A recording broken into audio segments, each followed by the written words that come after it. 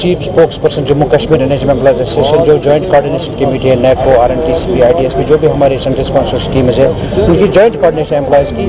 आपको इस बात से बखूबी आगाह करना चाहूँगा कि मार्च 2017 में NHM एम्प्लॉयज़ को अपनी डिमांड से लेकर स्ट्राइक्स ली थी 15 दिनों की। तब सरकार ने एक कमेटी फ्रेम की थी 4 बंदों की कमेटी। शायद रिपोर्ट उन्होंने फाइनल किया हुआ है और डिपार्टमेंट को भेजा हुआ है, मगर हम सरकार से पूछना चाहते हैं, अगर रिपोर्ट आया है हमें उसकी कॉपी क्यों नहीं दिखाई गई।